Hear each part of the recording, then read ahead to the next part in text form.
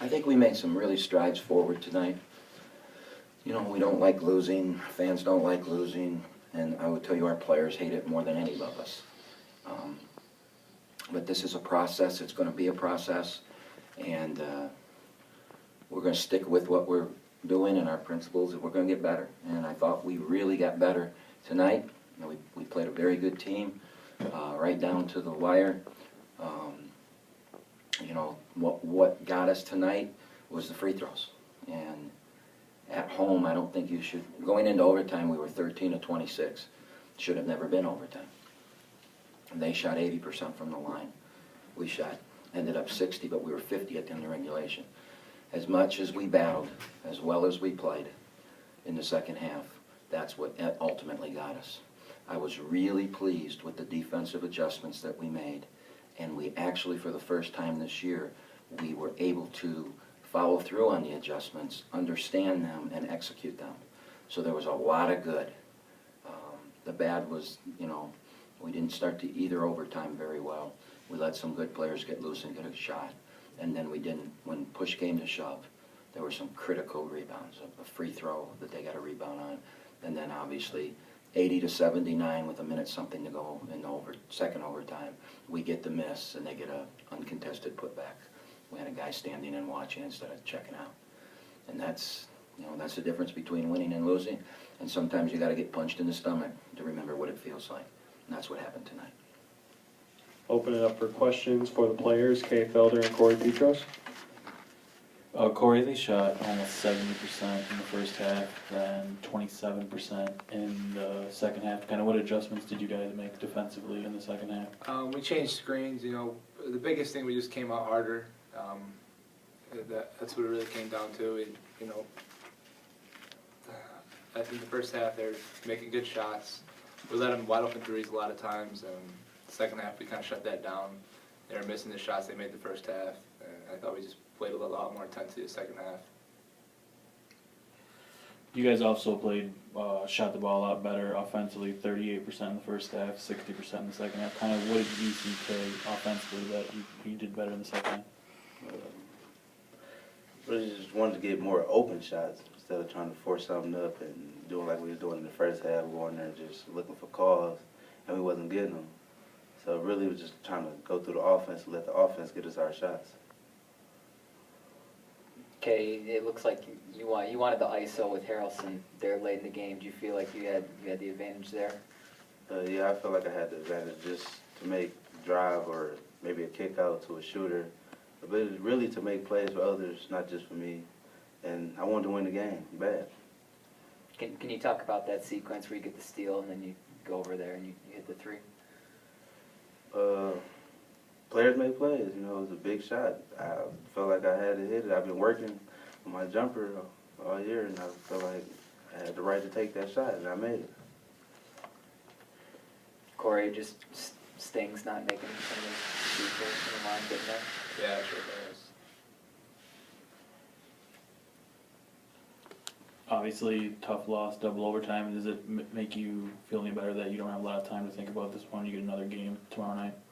Yeah, but I still hate losing, and it's a tough loss that we had. And I feel like we still should have won. But I mean, the good thing is we get to play tomorrow.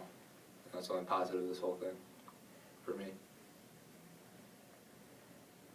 Any more questions for the players? All right, thanks, guys. Appreciate the time.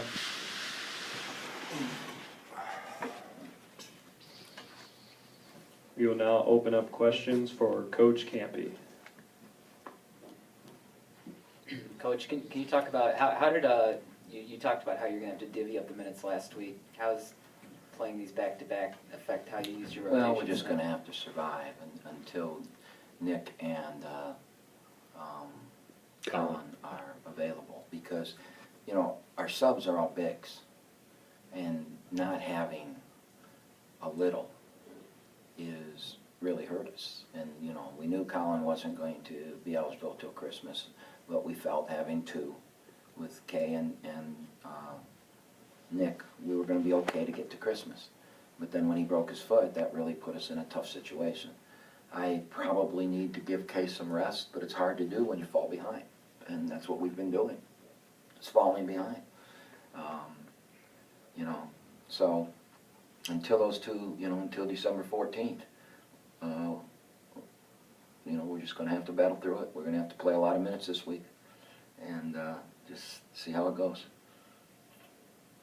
I feel like Harrelson had some that were tough that he hit from the outside. It was just maybe a matter of locking him down, maybe having one or two more of Well, those he openers. was 5 of 14. I mean, you'll hold a shooter like that to 30, what's that, 35%. That's pretty good. You know, I mean, he got free at the beginning of overtime on a loose ball, and he got a couple opens in transition. But I really, you know, in the second half on, I thought we did a great job. We were there. You know, you're not, you know, it's like Bader. Everybody went into the game wanting to stop Bader, but he always would get a couple free ones because an offensive rebound and a kick out or a transition or a steal or something like that. So I thought we, in the half court, we guarded. We gave up early, drop-off layup, and then we gave up another one, and then we shut it down. And I thought that every basket they got in the second half out of the defensive 5-on-5 was a tough shot. And that's all you can ask for, and that's why they shot what they shot, and that's why we were able to crawl back in the game. So, you know, we're a team that's not very good on defense, that's growing and learning, and we made strides.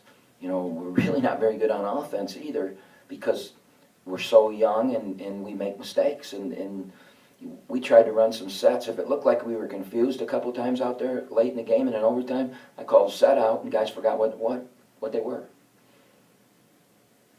And this team, we have the least package in my 31 years as a head coach. We have the least amount of offensive sets in right now than we've ever had because we're trying to simplify. We're trying to become a good basketball team. And by doing that, we're simplifying.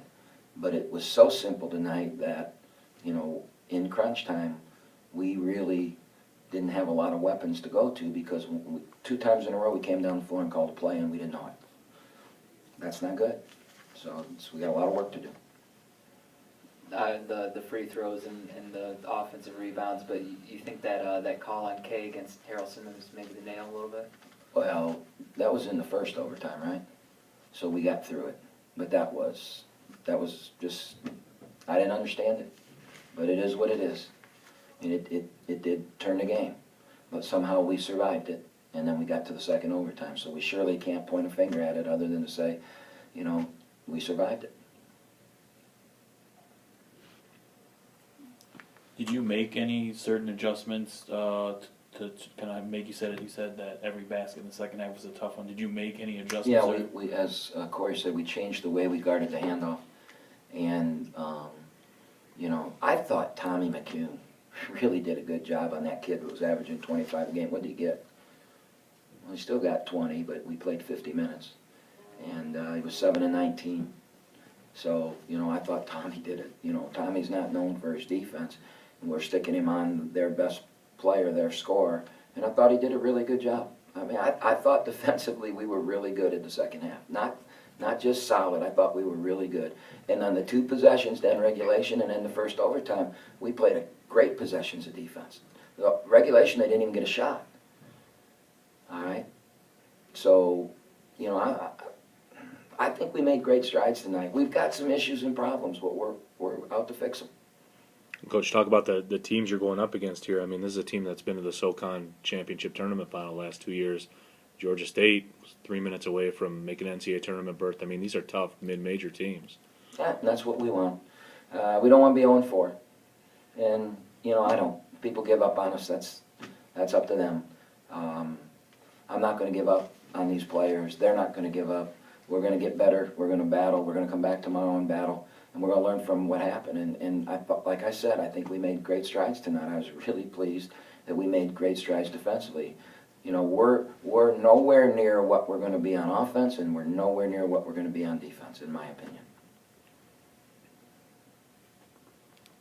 Any more questions for Coach? All right, guys, thanks.